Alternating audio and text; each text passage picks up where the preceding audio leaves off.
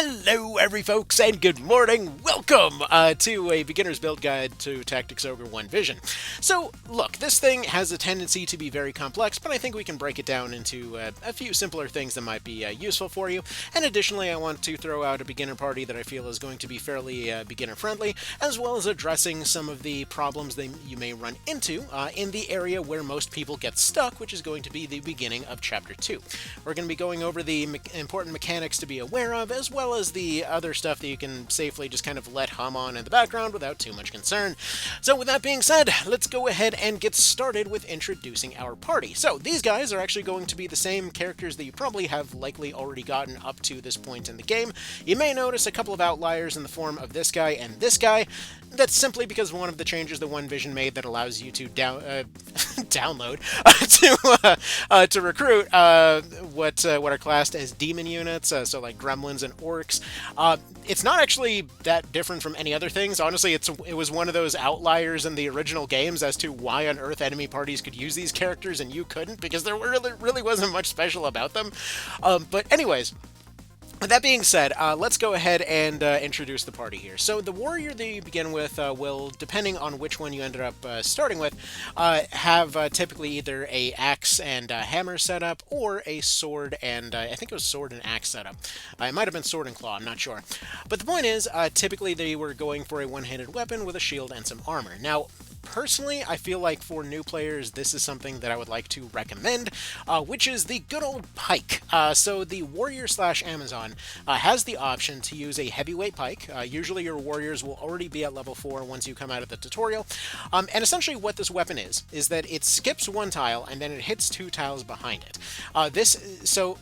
When it comes to weapons in One Vision, essentially every category upgrades into itself separately. So like a light spear and a heavy pike are just 2 completely different categories of weapons. So like if we take a look at the spears, like if you read the description here, it says like a short spear made for one-handed use, typically used in shield formations, and then a heavy spear with a long shaft good for parrying attacks in melee. Yeah, these are completely different categories of weapon for all intents and purposes. They don't really directly upgrade into each other. Like the Volge definitely hits a lot harder, but its roll is completely different than that of the light spear. Now going over each of these individually would take way too long, but just know that you should read the descriptions, okay? Now, when it comes to knowing who is going to be good with what kind of weapon or whatever else, the next thing to probably mention is actually going to be the stats. So these are going to be these little happy doohickeys over here on the right. Every weapon, every piece of equipment, whatever else, will have some variety of stats that they end up affecting. Now, when do we care about these? When do we not care about them? And how do we know that somebody is good at something? Well, every character has 4 different modes that they can come in with. Essentially, they are going to be more of a physical focus, a speed focus, a mental focus, or just a generalist, where they're going to have a scattering of everything. If you have played the mainline games, that generalist one is basically just the standard spawns from the game. But the characters that you start with will actually show off some of these preferences themselves. So for example, we see right here that this character, if we back out of this real quick and take a look at their stats, we'll see that this pile on the left here, which is their personal stats, reflects that they are more of a physical sort. They've got better strength, vitality, and dexterity. And if you take a look at this, you'll note that the mod has actually updated every single one of their tooltips to say what exactly it is that they do, what exactly they affect. So, for example, when it says heavy attack, that isn't like a separate type of attack. It just means, hey, this character is going to be a bit heavier with heavier weapons. Dexterity characters will be better with lightweight weapons. That doesn't necessarily mean that they're directly, like, actually a heavy or light weapon. It's just what they're classed as. So, like, a spear is a heavyweight weapon that's going to primarily operate off of strength, whereas something like a longbow, regardless of how much weight you put on that thing, will still be a light weapon that runs off dexterity. From there, you have your speed-focused guys. They're going to be more dexterity, agility, and avoidance. And then from there, you've got the brainiacs with their intelligence, mind, and resistance. But as always, I like to start this off by saying that you can really mix and match these however you'd like. You can have a wizard that's good at physically hitting things with spellbook finishers or something. You can have a berserker that's good at resisting magic, okay? Any one of them can be good for any particular role, so don't get too focused in terms of somebody has to be a particular thing because their archetype says so. Throw that out the window, okay? That stuff is just going to hum along in the background. Now, why are we recommending this build in particular? Well, they're going to synergize with the rest of the team in more obvious ways in a minute, but what we see is that they start off with a piece of heavy armor. So again, all categories are going to directly upgrade into themselves, and heavy armor is the sort of cream of the crop when it comes to protection. It's the highest weight in terms of armors, but it's going to give you the most protection overall. Between the three categories, these are usually the piece that you want to start off with when building anybody, and they're usually going to be something like a robe, aka lightweight armor. These are usually better at getting rid of spells and things like that, better at resisting magic in general, and for the casters out there, that slight bump in MP will make their MP regenerate very slightly faster. From there, we have the vest category. These are going to be your medium armors, and these are typically going to make you a bit more evasive and give you a decent amount of protection, but it is worth noting that they usually will have a little bit of a gap when it comes to slashing attacks. That'll become relevant later. Additionally, then we have our heavy armor, and these are going to be resistant against basically everything, but they also weigh 3 times as much as a robe would. Every one of these categories will have a consistent weight going forward, and as the game progresses, you will have sort of like in-between variants that pop up, like heavy armor that can sacrifice some of its armor for more physical strength, typically known as power armor. You've got the lightweight vests that can be modified to be up-armored at the cost of their evasion, and that ends up filling in some of the gaps in their resistances and stuff like that. Like let's say you have somebody that is evasive but they're regularly still getting hit by arrows, you might plate up their vest and suddenly, hey, those arrows are a lot less of a threat to them. So either way, you're going to run into oddly specific problems. Just know that these categories will constantly be consistently out there, and you can switch between them at will. But this will allow you to sort of customize somebody for fixing any problems that you may run into. Okay, and really, One Vision is a problem-solving kind of experience. You will see units getting bullied by particular types of attacks, and then you want to just go back into the garage, so to speak, and think how you can tinker with them to improve that experience for yourself. Anyway, let's go back to these builds before we're talking about this all day. So, heavy armor on the body piece, and then gauntlets on the secondary armor.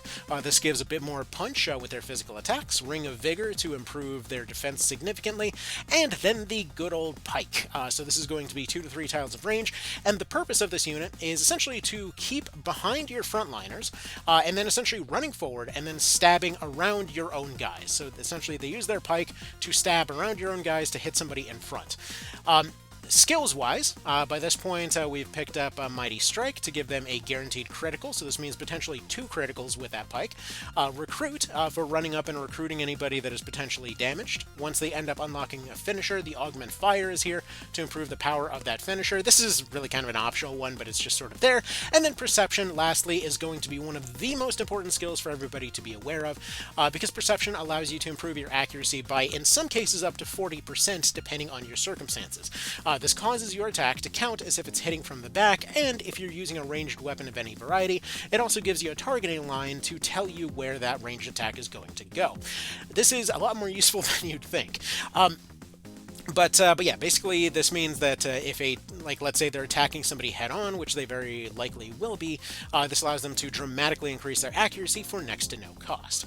Alright, next little mechanical side note here, recovery time. So this is going to be this number right up here.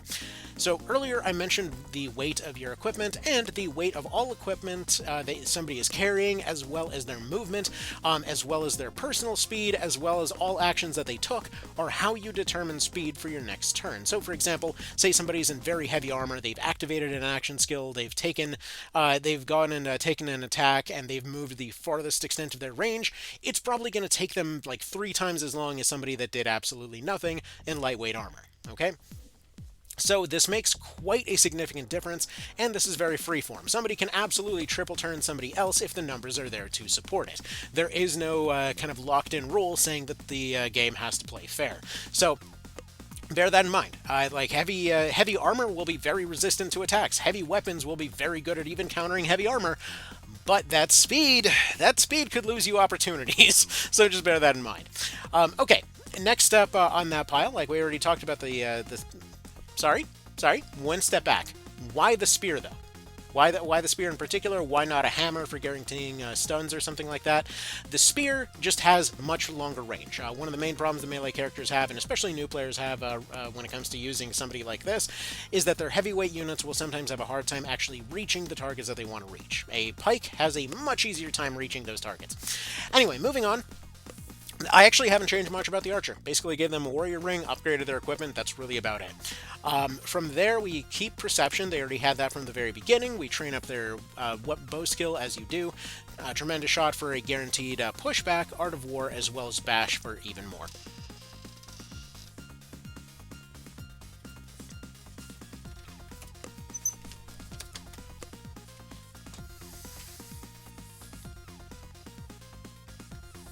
Sorry, random interruption there. The cat was just like awkwardly pushing the door open. Anyway, yeah, bash for even more pushback. And what exactly is Art of War? Well, if we look at our archers, we see that they actually have several abilities that allow them to use various tools. And one of the most important of them is going to be Bearded Frog Wax, which allows them to go and put paralysis on their arrows.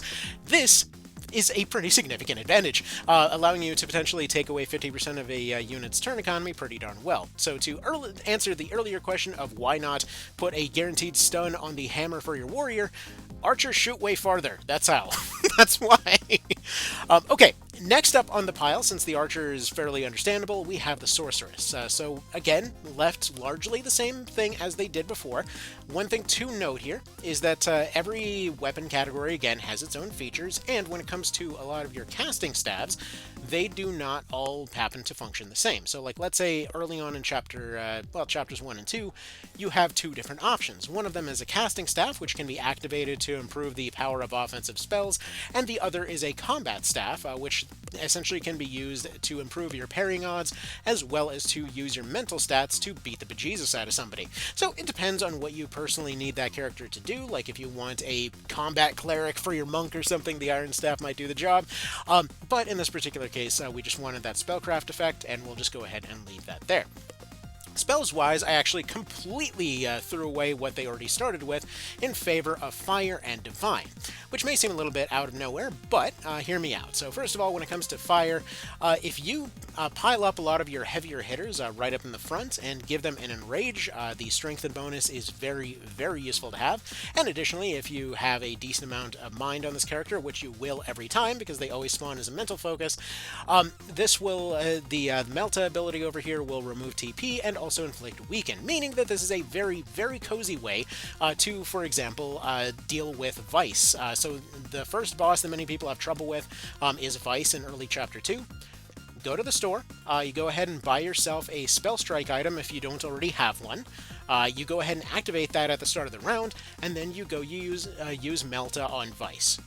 Even under-leveled, this will be enough to get past his numbers there, and will be enough to be able to shut him down with Weaken, meaning that he's no longer capable of one-shotting weak units with his double attacks. He's not landing that Mesmerize finisher anymore because you melted away his TP. This is a really good counter to a lot of bosses, so personally I find this combo very useful. And additionally, when it comes to support, these are also really good. Let's say there's a caster that's causing you some grief, you can go ahead and mute them. As a bit of a side note, I love that mute is a vision-based spell. I was kind of wondering about that, and then I watched The Matrix again recently, and was like, oh, I wonder if it's a reference to that. But yeah, you just kind of look at somebody and their mouth disappears. Anyway, more importantly though, is Dispel. So Dispel essentially gets rid of activated buffs as well as removing debuffs. So this basically means that you can throw it out as a bubble, getting rid of enemy readied abilities. Like many new players run into issues with empowered dragons one-shotting people. And yeah, you can just get rid of that with Dispel. It's super cheap, so it's always available. It's very quick to cast. Additionally, you might have multiple debuffs that are on your party, and you can solve all these problems with one action. So Dispel is a fantastic ability, and there's nothing saying that you shouldn't focus on buffs, debuffs, and support for your wizard caster sort rather than being offensive. Remember, there's a lot of ways to do damage, but if you lost any units along the way, you're having a much harder time replacing those. Alright, next up on the pile is the Cleric. Almost nothing changed with them, with exception to the claws. The claws, they are good. And also I actually need to... I did fail to pick up one ability on them because I forgot to actually add them to this early on, but you want to have counter attack on these guys, or counter hit rather. So let me explain what's going on here. So first of all, fists, obviously. Divine magic, obviously. Mother's blessing. I mean, optionally, you don't even have to have fists if you don't plan on using the finishers, because the claws are actually there as a bit of a trap. We'll explain why in a second. You got Mother's Blessing for doubling the effect of healing whenever you need it. Realistically, it's probably too early to even bother picking this up yet, but whatever, it's here. Then we've got Augment Light because it improves your healing, as well as Absorb MP because it allows them to go leech MP from anybody nearby. So your starting cleric starts off with a spellbook. The point of the spellbook is that you can read it to improve your MP. Now, that's good, that's all well and good. I personally prefer to run Absorb MP because they can go to any friendlies or enemy units and just... It's like, hey, can I borrow some of your MP? Cool, I can cast whatever now. So I personally find that a lot more useful, but again, you do you, I just think that's pretty cool. Anyway, the reason that we care about these claws is that it combines together with the Gambazon as well as this lightweight shield to give this character a lot of avoidance. Now, this does mean that their healing is slightly less effective, but Augment Light does improve that situation. Additionally, this has a poison effect on there. Now, clerics have a tendency to be bullied. This cleric is no longer going to be bullied, especially if we later on go and change a lightweight vest into something more of a sort of like a heavier plated vest, meaning that even arrows are not really going to be much of a threat for this guy anymore. But once they have that counterattack, this means that all of that high avoidance combines into counter poison. And so this means that they'd be able to go and put out a pretty decent amount of damage on somebody that was trying to bully them. So they're a lot safer, they heal slightly worse, but they're a pretty basically solid threat against anything that comes their way.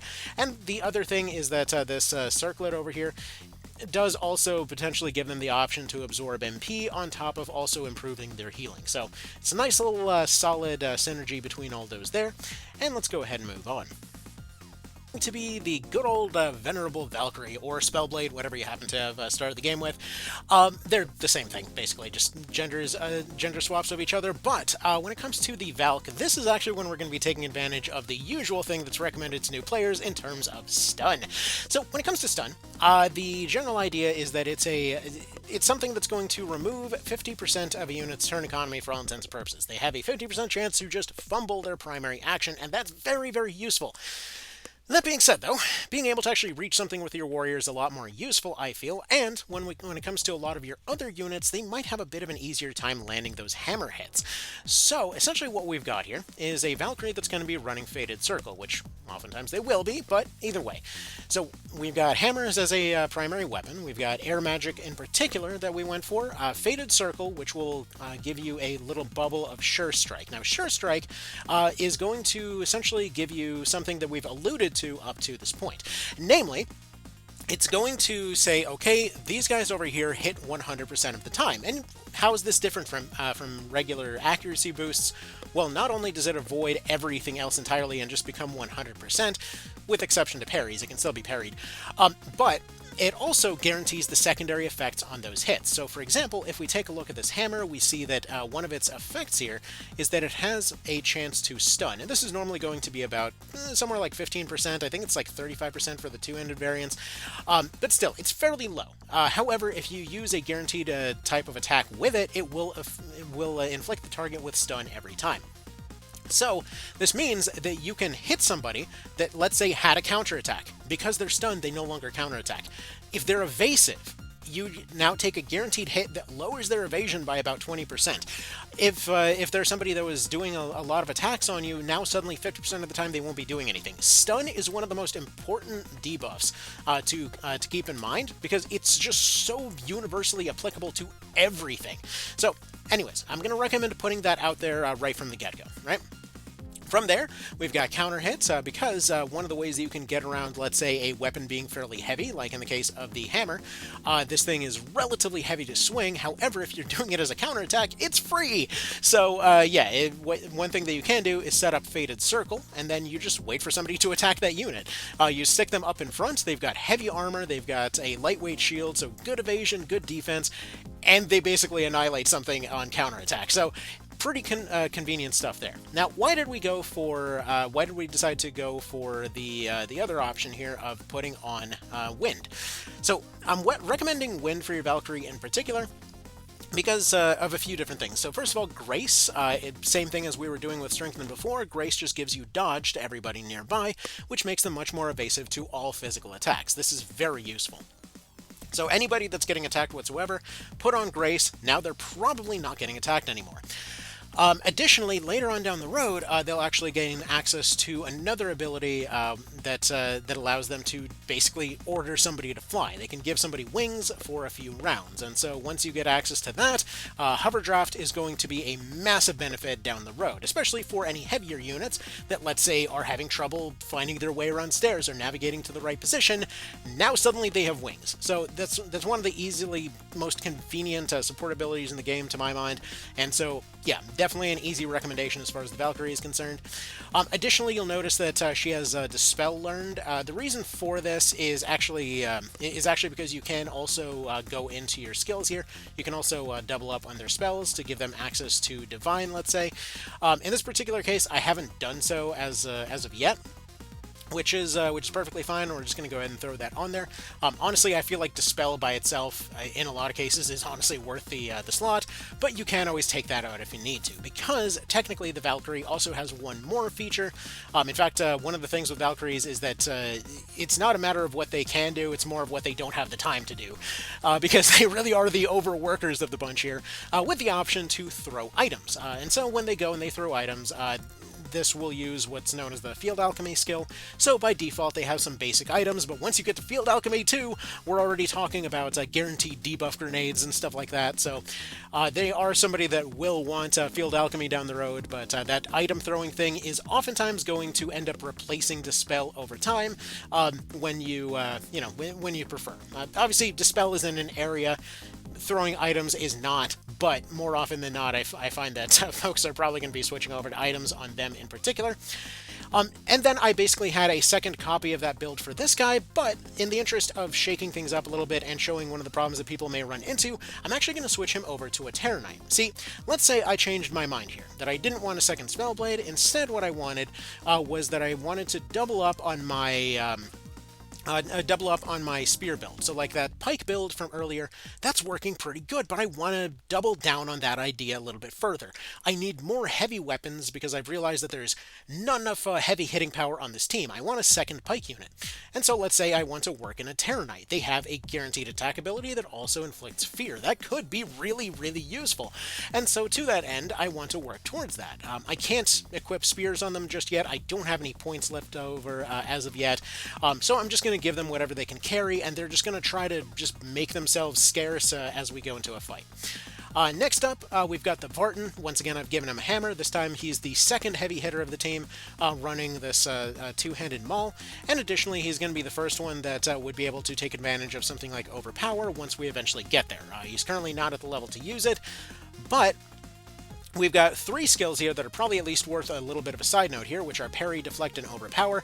Basically, Parry parries away melee attacks. It's roughly 5% per rank. Deflect deflects away ranged attacks. Overpower says, hey, no, you actually didn't. And so, yeah, these are just kind of here as saving roll type abilities. They won't really become relevant until later in the game, but just know that they're here. Don't forget that they're here, because you can actually build this up pretty significantly. Let's say a character that's running a parry side-graded katana with a light shield and a helmet can be very good at deflecting away physical attacks, even with no skill in the skill whatsoever. So just be aware that that exists. Anyways, though, his setup is fairly simple. Hammers, Hopungo wins because it's friggin' just cracked. It gives you dodge and renewal, so dodges most attacks that are coming his way. Gives him regeneration for the stuff he doesn't dodge.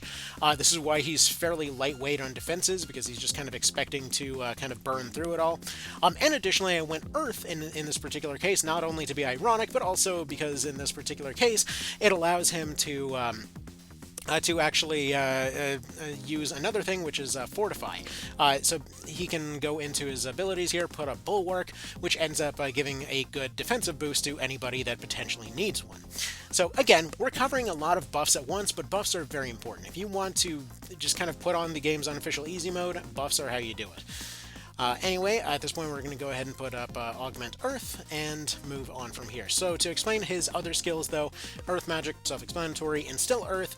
I want him to be able to train Earth. and having Earth instilled gives you a slight damage bonus and also allows you to train that element. And once again, we see Perception coming in, allowing him to boost his accuracy. From there, we have our two frontline knights, essentially running a combination of axes, Divine Magic, Rampart Aura, Phalanx, and Recruit. And the reason that we run this particular setup of skills is because it allows them to have what I would best describe as just optimal area of control here. These guys' only job, the only thing they care about in this world is making sure that you hold territory, okay? You could probably run swords on them just as easily. I decided to go axes. There's really no logical reason for that. Like, if you wanted to go swords, they actually might potentially work out better. Like, if we wanted to run swords on one of them, you can see that agility bonus is pretty significant. They go down in terms of power. They don't give a breach effect. Later on, I was actually going for the side-graded versions of these axes, which have a slowing effect on them. But for the time being, this just it happened to be the weapon that I put on them. Again, maybe swords would be easier to recommend for new players because they're going to be more accurate. They're going to make follow-up attacks more accurate. Yeah, maybe, whatever. Alright, then kind of the weird dark horse out of nowhere thing here is this ninja. Where find Ninja? How is Ninja here? So this is actually one of the things that can happen along the way. She's not actually like crucial to the team or anything. Honestly, it's probably better if Donalto survived. So if Donalto survived, this will just be an extra cleric. Honestly, it's fine. Just do the same cleric build as before, put two of them, and you're good to go. If Donalto died, however, you get his apprentice, who apparently was just kind of faking it as far as being a cleric because she's actually a ninja. So in her case, she's got two daggers that are essentially looking to double roll their leg breaking effect, and then effectively using that to walk that particular bonus straight into a sleep bomb. Again, it's up to you. This is just sort of here because I always like using this particular character instead. I find it kind of funny. And then lastly, there's just sort of an extra rogue over here, which we're not really doing much with at the moment. But we're going to go ahead and go into Crisaro over here, and we're going to go ahead and show how this all ends up playing out. So actually, in the interest of making it not a thing, we're going to go ahead and replace you with you. So we're going to have our kind of a Terra Knight over here, just kind of awkwardly sitting in the back trying to help however he can, and then everybody else will just sort of do as they do. Alright, and yeah, as you can tell, Aracel did not end up surviving this particular one well. They actually were there in a previous video attempt, but then I was unhappy with how ridiculously long it ended up being, so whatever, we're going to do the shorter version here today, and hopefully get a bit more of this stuff across. So we've basically talked about the important stuff already. Basically, what you need for any party to be successful is you want a way to essentially control the map around you. You want a way to open up cans, as it were, and then you want somebody to be able to control the area. And we basically got all these covered already. So in order to have somebody that, let's say, happens to be a good can opener, that's why we have things like our heavy Pike lady over here, as well as Canopus. So as far as additional bonuses on everybody else, that's why we've got all these other characters around, being able to apply various types of buffs at all times. Especially at this stage of the game, these buffs are going to be significant enough that oftentimes your dodge characters are basically going to be able to avoid just about anything. So this is going to help a pretty significant amount here. And additionally, for any characters that might potentially be lacking in any particular department, you can always use other items to support them. So the shop is absolutely chock full of various different items to help with all sorts of different things, but you actually can use these cards down here that you pick up along the way in order to boost somebody's numbers as well. Just to point this out here, yes, technically you do get stat bonuses for going and using those cards. Just know that while it is going to boost your stats a little bit, we are talking a very little bit. It takes quite a few of those to see any kind of noticeable impact. So don't expect to be able to just sit there collecting and farming cards all day. There's a lot of different variants of those cards, only about 80% of which actually even affect your stats to begin with. So yeah, just go ahead and perish the thought, as it were. It's nice to pick those up when they're there, but there's a reason that the few items that can consistently boost your stats are also going to be some of the most expensive things you can buy in the game at 50,000 bucks each. So there's that. But this doesn't really matter, because realistically speaking, if you have a heavy weapon on somebody, you basically have all the firepower you need in order to hurt something. So everything's defensive profile will be a little bit different, and you'll sort of pick up on these over time as you carry along. And really, don't worry if your attack is ineffective against one thing, because realistically, it's probably very effective against another. So like, let's say in the case of the heavy maul that Canopus over here carries, this is a pretty decent chunk that it's going to take out of a lot of things, but his accuracy is lacking. That is on purpose. He was built strictly for firepower because he's meant to tag in with the Valkyrie with her guaranteed hit move. So we'll get to that in a bit of a moment. But as you can see, he's going to be running pretty consistent numbers against most things. Heavy weapons have a tendency to be very consistent, but not necessarily very accurate. At any rate, though, this is what Perception is for, because until the Valkyrie shows up to give him a little bit of support, he can go forward and he can go ahead and use Perception to act as if he's attacking from the back, giving him decent odds regardless. And that stun effect meant that he's not taking a counterattack. That wasn't guaranteed by any means, but it's nice that it happened. Alright, actually, one more thing I want to bring up that I failed to mention during the section on the Cleric. There's actually one ability in particular that he carries that you really want to pay attention to, and that is Bravery. So this oftentimes gets slept on. It's another buff that is very, very useful. But essentially what this does is that it charges a unit's TP by 25, which is half as much as a TP charging item, but also gives them a Fortified buff.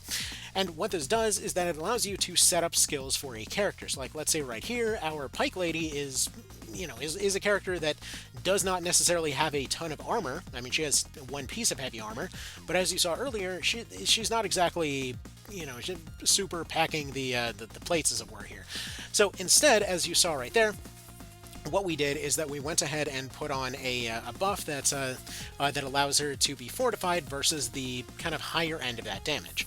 See, the way that strengthen, fortify, stuff like that work is it's easier to think of them as sort of extending the maximum range of that attack or lowering it, sort of like increasing and decreasing the maximum that it can do, rather than providing direct armor and stuff like that.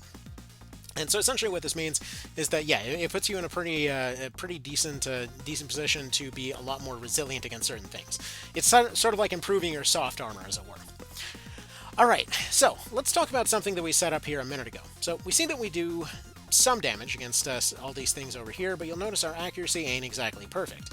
And we do have a guaranteed stun effect because of that poison that he put on his arrows, and we see that we aren't really punching through the armor of these units enough to actually cause his bow to be that big of a threat versus these guys, so he's mostly just throwing out stuns. But once again, Perception coming in pretty handy over here.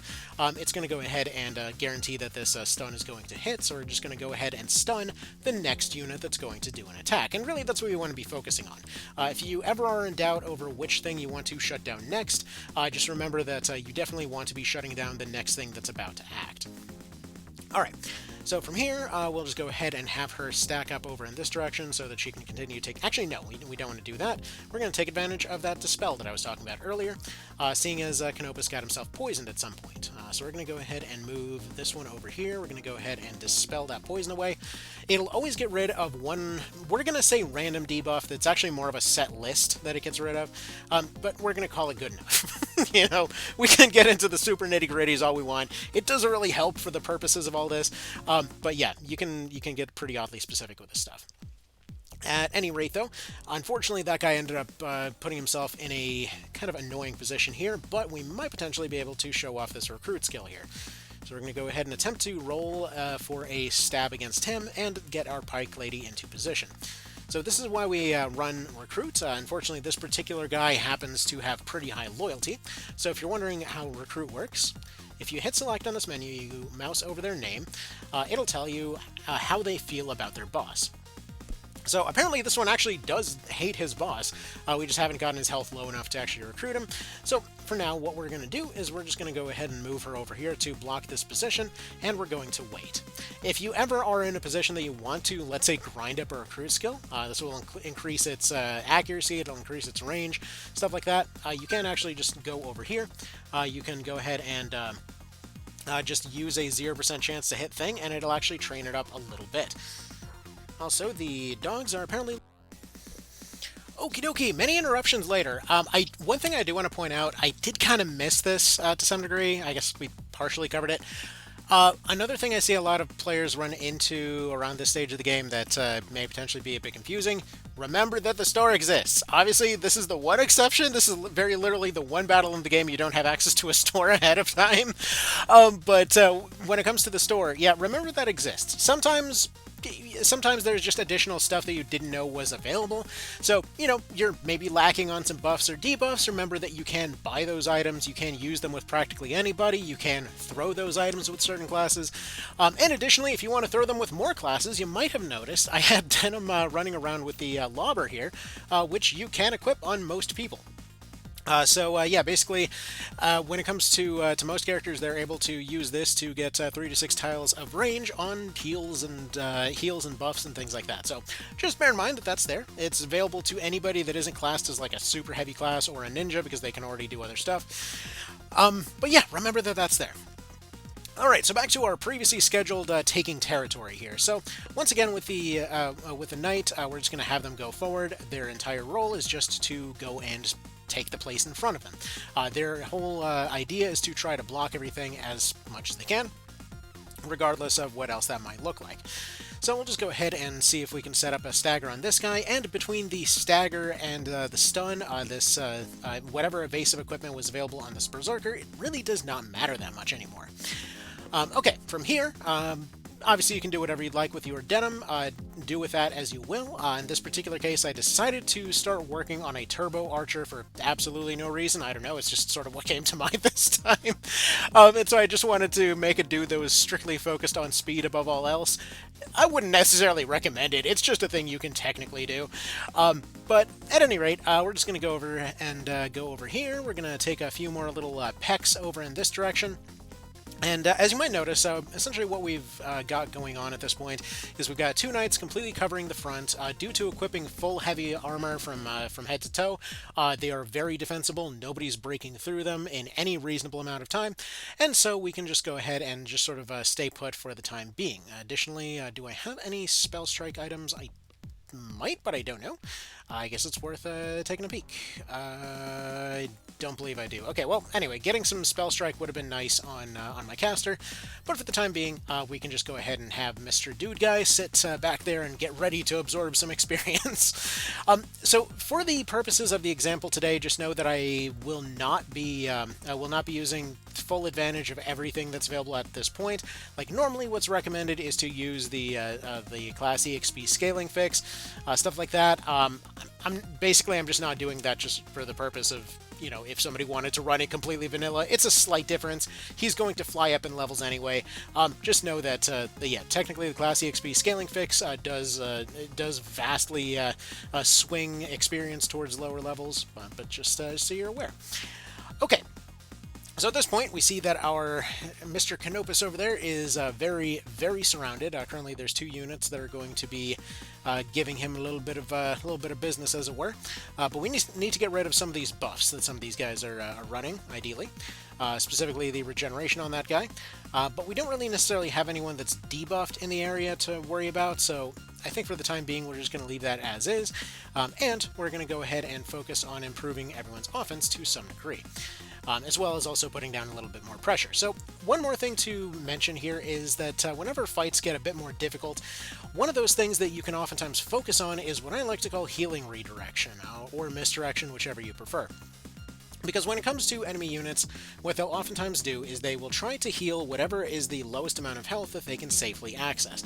And so this means that oftentimes you can pick somebody that's easier for you to damage, that potentially isn't as important of a target, and then just completely focus on them while just ignoring your actual target and maybe separating them away from the fight, using things like, let's say, your Phalanx clones off your knights, using things like units with heavy armor and shields to potentially lock them away, use your shield bashes to push somebody into a different position, stuff like that.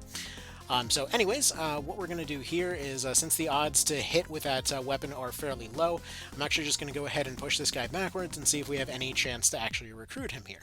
Because pushing him backwards does actually give us a little bit more control over this area. And additionally, if we go over this way, potentially she can use her Rampart Aura in a bit more of a successful manner. Anyway, his health is low, so we're going to go and roll for the recruit. It doesn't happen, but that's okay. And we'll go ahead and recruit Ennokos. Now, you'll notice that Fortify earlier, I mean, he did get hit with an axe that actually took away his Fortify and gave him Breach instead. But the actual Fortify buff that he was given was enough to keep him up and running this entire time, facing off against 3-4 guys without too much of an issue. Anyways, I will want to turn on his regeneration skill in a bit of a moment, but since that guy decided not to join, we're just going to go ahead and do that, put on his regeneration, and what I want to point out is this spacing right here. So you'll notice that we put ourselves in a diagonal line to prevent anybody else from coming through. Currently they have one Berserker that's through our line. That's perfectly fine. We can deal with one that broke through. But we want to always try to keep a stable line to prevent flanks from happening.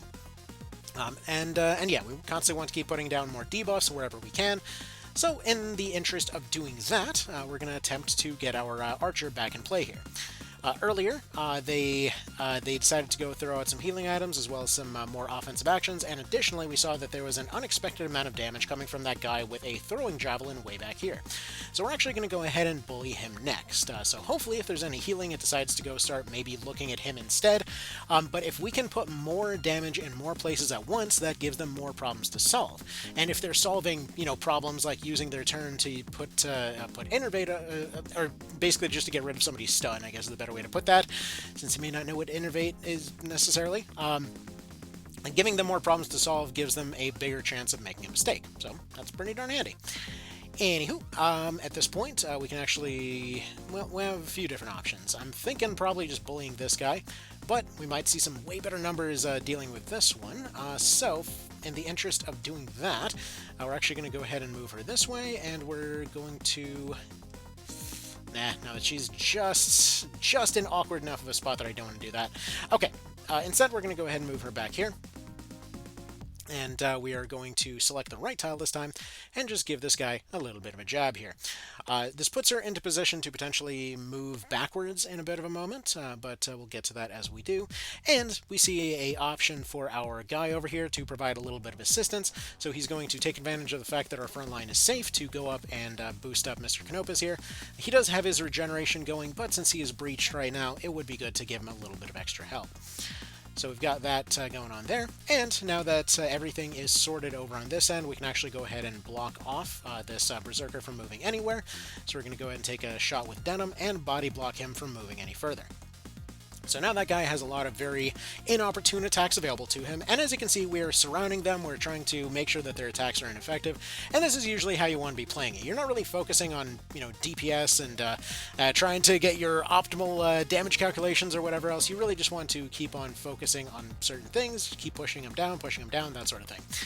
We also see that Voltaire is going to have a turn right before this guy acts, and we can actually put him in some really critical states here, so we'll go ahead and do that, and go ahead and put up a Fated Circle over in this direction, allowing all four of these characters to have guarantees on their attacks. Now, sure, I'm not going to be using the guy that just started to go take a swing at somebody, but in case we need to, we can completely bypass their defenses. That's some good coffee. Alright, anyways, Ennokos continues being bullied. In fact, actually, spells are going to be his pretty major weakness for the most part. Funnily enough, he actually gets a skill later that counters that, with giving him reflection as well as improved movement speed, but we'll get to that when we get to it.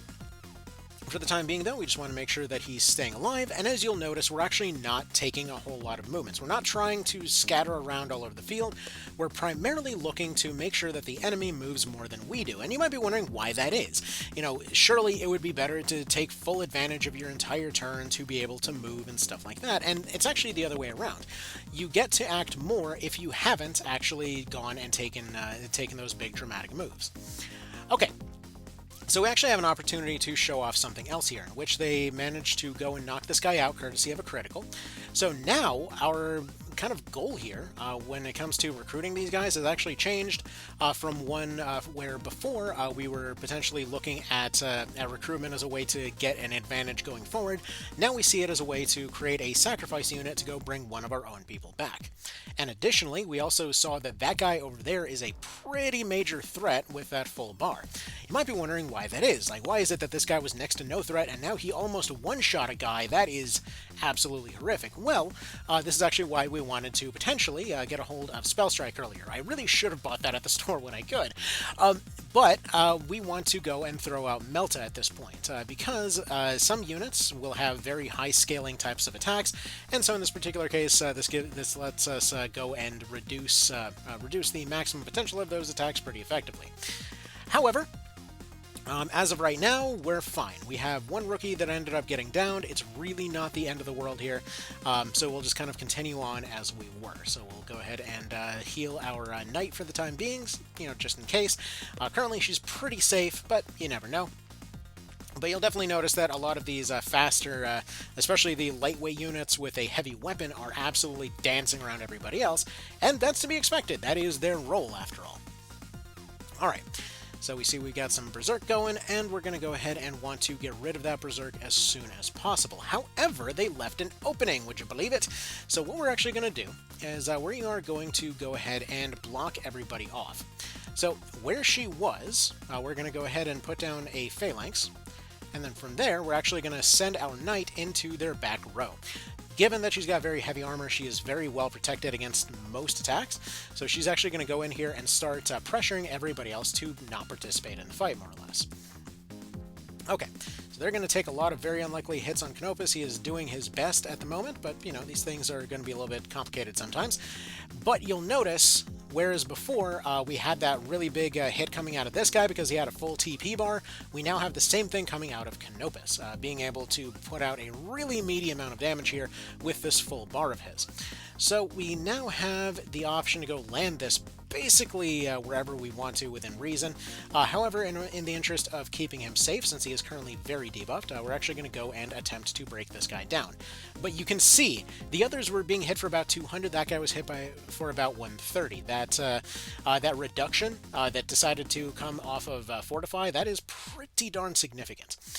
Anywho, let's see, we've got him over there, we potentially got a stun over here, and we've noticed that that guy over there is where all of their big heals are coming from. He's got those mending seeds, and at this stage of the game, that is going to be massive. So we want that out of the picture, and we're going to go ahead and stun this guy next. He is their leader, he's the guy we need to take out eventually, but he is definitely the primary target as of right now. Anyways, we're going to go ahead and go here. We're going to go ahead and throw out that Pike attack over in that direction. And we'll go ahead and throw up a Perception to make her next attack more likely to hit.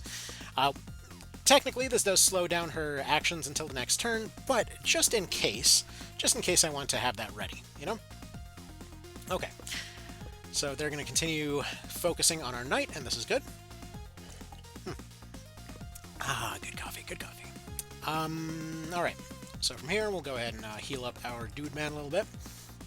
And we probably should give him Bravery, truth be told.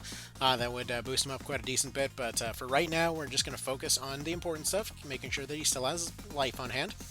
And ideally, one of our knights can get into position to go recruit that Berserker. We do have Voltaire coming up very quickly, and if he doesn't decide to join, well, then he's toast. That's just going to be the end of that.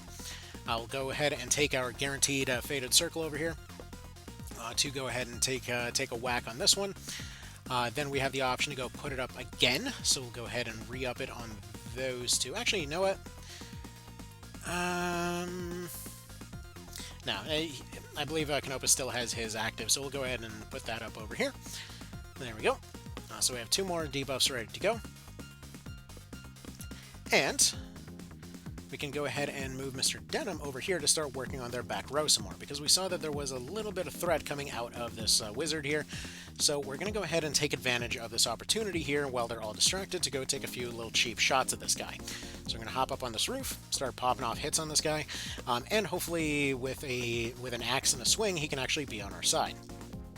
Now, if you want one cheesy trick, by the way, if you want to just play this without resets or whatever else, just know that technically you can reset your turn and also try recruiting them from the opposite angle to basically have two chances to recruit somebody. It's, it's kind of whatever, but just so you know, technically that is an option. Anyway, this guy has now joined our team. Fantastic. So we've gone and convinced one of them to join our side. This is why those recruit skills are exceptionally good, because you not only finish off a unit, but you get them on your side. Unfortunately, due to positioning, spacing, whatever else, he is also going to end up getting knocked down, and we have their leader right there in the center. But again, this is a suboptimal situation and a good teaching moment. So what we saw about this leader is that they are very, very chunky. They're very good at defending against a lot of those basic attacks. However, they're a lot less effective at defending against spells. So that's going to be hurting him a decent bit more. And additionally, it's worth noting that when it comes to those spells and such, they're actually going to have more powerful variants showing up later. So we'll deal with that as it comes, but for the time being, we already see one potential exploit to his defenses. Additionally, we can also rupture his defenses through various different means, whether it's an item, whether it's using a spellbook to slap him at a distance. It gives us a lot of different options for, potentially reducing his defenses against magic and such. So we can potentially put 3 different casting units on different angles of him and just barrage the guy down. He simply doesn't have enough healing to deal with all of that, especially if we happen to stun him too. But, as you'll see, we're spreading out our problems all over the map. That guy is having an issue keeping up. We have this one over here that's going to go and battle axe this guy. And they end up stumbling. But again, if you need to use the chest rule, like if you just started, you need to use the chest rule, you can't always just, go approach it from another angle. Or, as another reminder, if you want to go ahead and use your shield, I mean, it's not going to be a great example in this case, but again, you see the odds are way higher of hitting with a shield. But anyways, we're going to go with my original turn here, which was going and unfortunately stumbling, but we can still roll for a chance to recruit. Since he doesn't want to be recruited, we're just going to put a phalanx behind him to make sure he can't escape. Dang it, you will negotiate with me, sir. You and your bathrobe will switch sides. But okay, so now we're in a bit of a better spot. Our rookie is still down on his feet, but you'll notice it's not really any rush. If you have a unit that's downed, it's really not the end of the world. Eventually you'll get to where you want to go bring them back on their feet, but you're perfectly fine waiting until their turn is about to happen. So like in this case, there's really, again, no rush. Their turns are nowhere near happening. So right now we would just potentially cause a problem if we tried to go and recruit them. So we're perfectly fine as it is. Anyway, one perception here.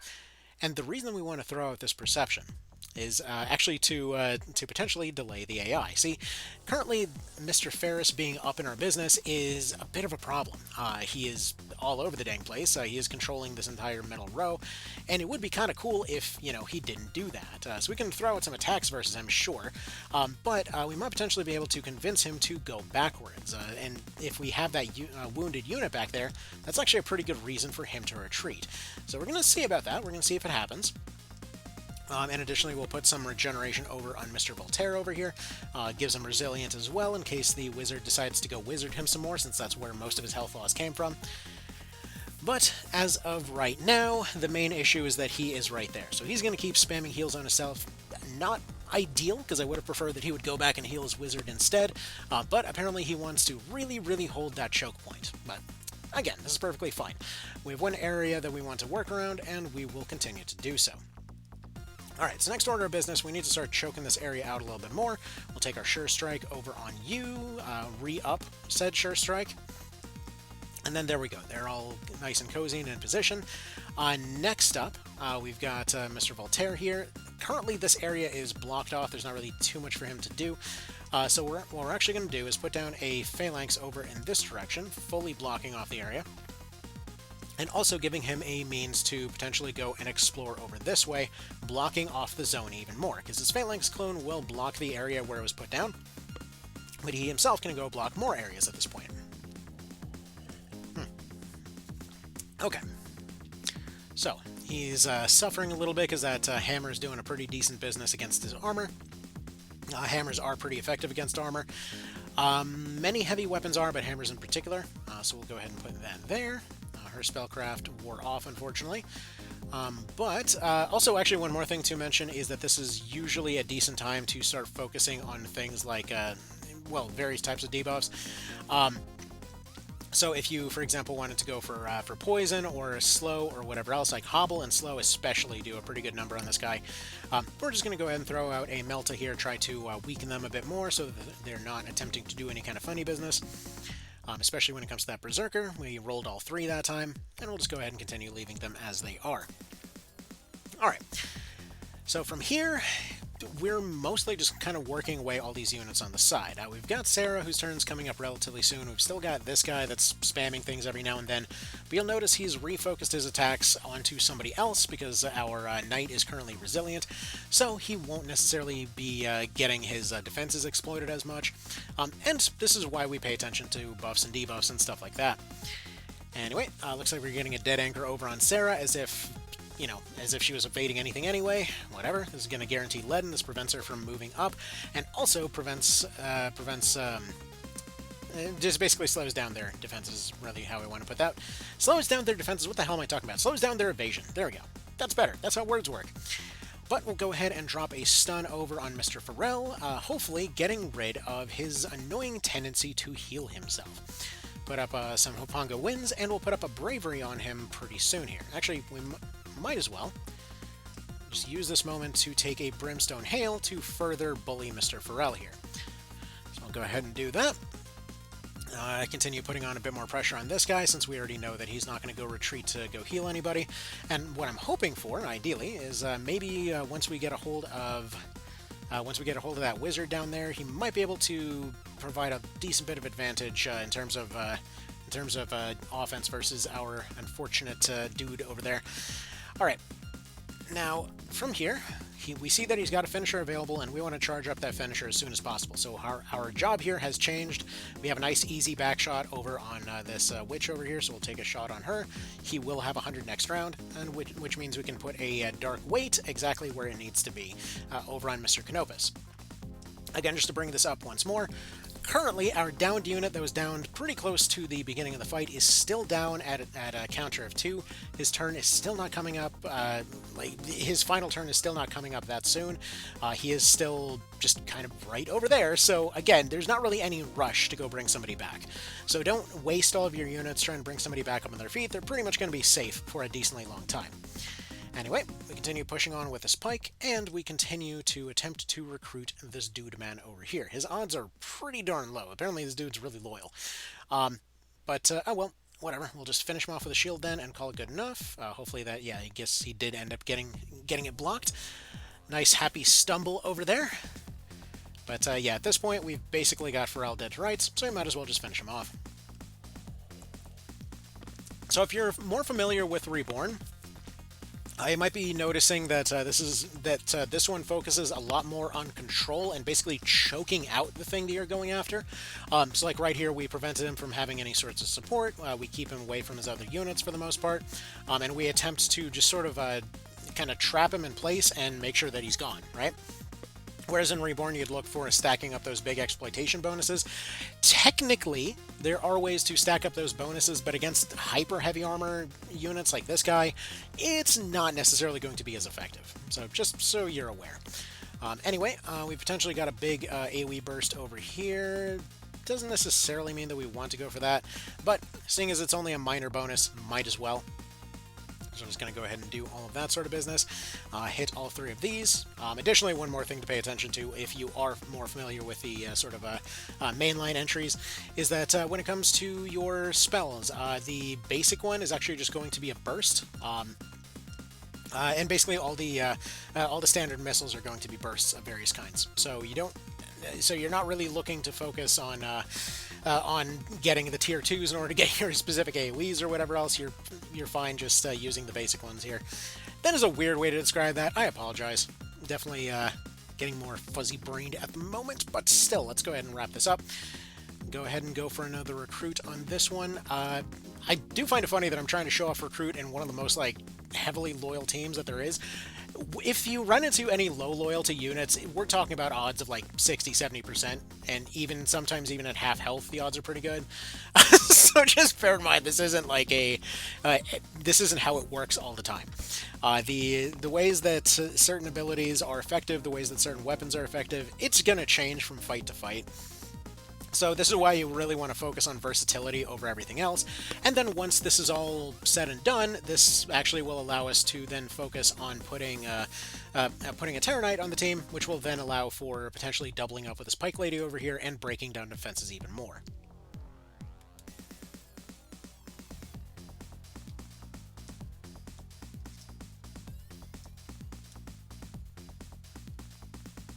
Okay. One more interruption later, and whack. There we go, on Mr. Farrell. We counteract this poison that he's hit with. And, again, we're looking pretty safe at this point. No real supports coming in for this guy. I wonder if we can make that shot. Almost can make that shot. But what he can do is use his lobber over here to maybe throw some shenanigans over on this guy. Like maybe a bit of a breach, because we currently don't have him breached. Probably should have done that a while ago. Because, yeah, breach multiplies incoming damage by a pretty significant amount. But yeah, we'll just go ahead and throw that sucker over there. Let's see, is that Berserker's turn coming up pretty soon? That Berserker's turn is coming up pretty soon. I'm kind of tempted to actually basically send out the Archer in order to get the Berserker back in. So that actually puts us in a pretty good spot. So we see right here, he won't have very many turns. But, actually no, we'll wait one more action to make that happen. We'll go ahead and drop a finisher over on Pharrell right here. Which should also leaden him on top of everything else, which will slow him down, which will then push him back in the turn order so that now we can safely sack somebody, hopefully with that... Oh, no, he's still going to be very slightly slower than the Berserker, unfortunately. Oh, well, that would have been a good plan. Just by that much, right? Okay, whatever. We'll have you train your axes versus this one right here. Get a little bit of a happy breach going, just train your recruit, because you might as well at this point. Your role in this fight is already done. There we go. You go do that. Oh, by the way, one thing I should have mentioned ages ago. So, what's the deal with her not being a rogue? Like, she joins as a rogue. Why not just keep her as that? No particular reason. I just thought it was kind of cool that they were just buddy knights, more or less. That's really it. So, yeah. That was a thing there. So you go ahead and go for the recruit over on... Actually, I want that tile. You go... Actually, another funny thing you can do is you can actually go and attempt to recruit your own guys. I mean, if it's 0%, it's 0%. But...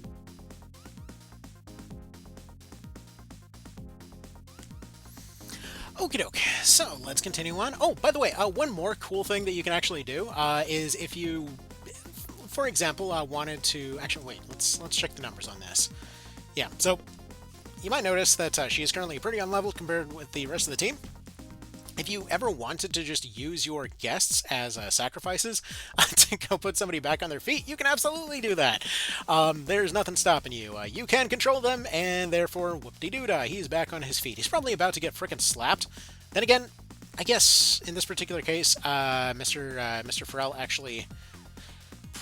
Well, I guess it depends. We'll see. He should be weakened at this point, so he's probably fine. That Aegis is definitely not going to help matters, but, I mean, he might just barely survive this. There we go. It's something, and he ends up getting a breach, completely counteracting that Fortify. This was suddenly a very, very good decision out of nowhere. And we can go ahead and actually squash to make him more likely to be hit if we want to. That's actually the other thing. So always keep in mind that a lot of your attacks will have other purposes as well. So like, for example, squash can absolutely get rid of like a phalanx or go ahead and kick down a bush or a tree or whatever else. But you can also use it to go kick somebody in order to improve your odds of hitting them. So now he's staggered, and now we can go ahead and throw an axe on him. Thankfully, that ends up giving us a nice happy crit, and he's going to go ahead and get out of the way just to make sure that it wasn't him being on the ground that allowed her missile spells to hit. From there, she's going to take a step back, and she's going to go ahead and attempt to Spark Sphere this dude man, putting him even lower. So there we go. He is very close to toast at this point. And I know I'm kind of overemphasizing this over and over and over and over and over, but please remember, this is with a team that is vastly underleveled at this point. You likely will be running something way more competent, and probably would have taken a few extra fights. So this is with very few finishers on the team. This is basically just all the fights as they came. I've more or less speedrun everything up to this point, and that's how I wanted to go ahead and just kind of show this new set of guides for this particular one. I'm just like, look, we skipped everything along the way. This is the minimum possible. You're just fine. Kind of a thing, you know? Now let's see, we see that we have a dead shot over there that would be enough to do a little bit of a ding on him, but not enough to actually finish him off.